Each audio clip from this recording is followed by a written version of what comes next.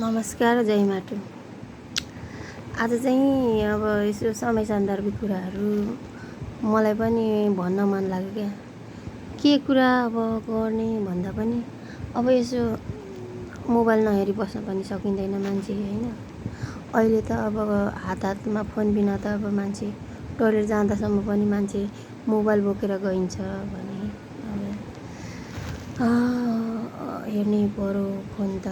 अब यसो साह्रो कामभन्दा ज्यादा त अब मोबाइल हेरिन्छ नि त। मोबाइल हेरिन्छ, त्यसमा पनि अब धेरै जस्तो फेसबुक अब चलाइन्छ। फेसबुक चलाउँदाखेरि अब के आउँछ, यस्तो फोन साह्रो टक्क मास्तिर बादर ल यसो हेरौँ यता यसो साह्रो फेरि बादरको आक्रमण गर्न पाइँदैन, बादर मार्न पाइँदैन भन्ने अब समाचारहरू सुनिन्छ। बुरुक बुरुक उफ्रिँदै गरेको अब सबै नारा लाउँदै गरेको हेर्न पाइन्छ। त्यो नारा लाउने मान्छेलाई के थाहा, काठमाडौँमा बसेर अनि एउटा कोठाभित्र एउटा के अरे अब अपार्टमेन्टभित्र बसेर अब सडकमा बादर मार्न पाइँदैन भनेर भन्ने मान्छेहरूलाई के थाहा।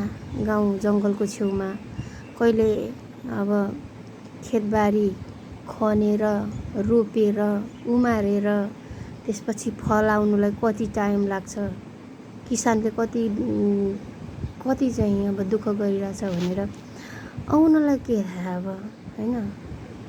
यसो कसरी फल्छ, कस्तो बोटो भन्ने कुरा पनि थाहा नहुन सक्छ। अब बाँदरले कतिसम्म मान्छेलाई अब दुःख दिइरहेछ किसानलाई। हाम्रै गाउँमा भनौँ ल, हाम्रै गाउँमा पनि बाँदरले आफ्नै घर टाढको मकैसम्म बोकेर लानु भ्याइरहेछ क्या। अब मान्छेहरू बस्नु छोडिसके गाउँमा बाँदरकै कारणले गर्दाखेरि। अब बाली नाली लायो ठ्याक्कै बाँदरले, अब त्यसपछि मृगले दुःख दिएर, दुःख गर्ने मान्छेलाई थाहा छ, त्यो माइती घरमा बसेर उफ्रिने मान्छेलाई थाहा छैन क्या दुःख भनेको के हो। त्यहाँ एकछिन वाउ बादर आहा कस्तो राम्रो भनेर भन्ने मान्छेलाई थाहा हुन्छ गाउँको पीडा।